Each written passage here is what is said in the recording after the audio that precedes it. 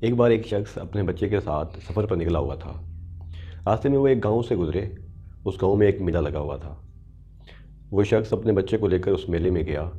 وہاں دیکھا تو ایک جادوگر تماشا دکھا رہا تھا۔ وہ شخص اپنے بچے کو اگنور کر کے اس جادوگر کا جادو دیکھنے کے لیے اندر گھستا چلا گیا، جبکہ اس کا بچہ اپنا راستہ تلاش کرنے لگا کہ میں کہاں سے دیکھوں جہاں سے میں اس کا جادو آرام سے دیکھ سکوں۔ اتنے میں ایک ساتھ کھڑا ہوا شخص، اس نے اس بچے کو اٹھایا، اس کو ایک سائیکل پہ کھڑا کر دیا جہاں سے وہ بچہ بآسانی سے وہ جادو کا تماشا دیکھ سکتا تھا۔ اس کا باپ یہ منظر دیکھ رہا تھا۔ اس کا باپ وہاں پر آیا اور اس راہگیر کو زوردار تھپڑ رسید کیا اور کہا، تم نے میرے بچے کو ہمیشہ کے لیے معذور کر دیا ہے۔ یہی سب کچھ ہم اپنے بچوں کے ساتھ کرتے ہیں۔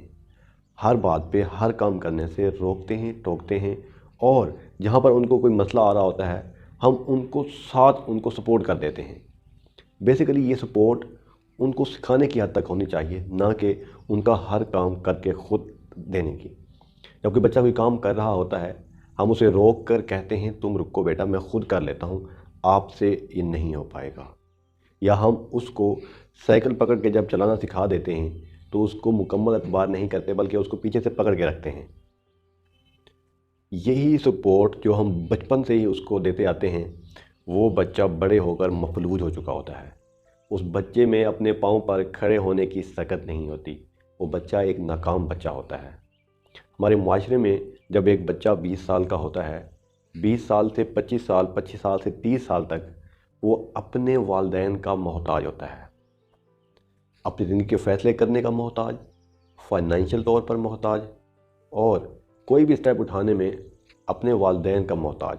اگر ہم اپنے بچوں کو اپنے فیصلے کرنے دیں اور اپنی رائے کا اظہار کریں تو میں سمجھتا ہوں ہمارے بچے مفلوج نہیں ہوں گے، جبکہ بلند و بالا با اعتماد فیصلے کر سکیں گے اور اپنے پاؤں پر جلد از جلد کھڑے ہو سکیں گے۔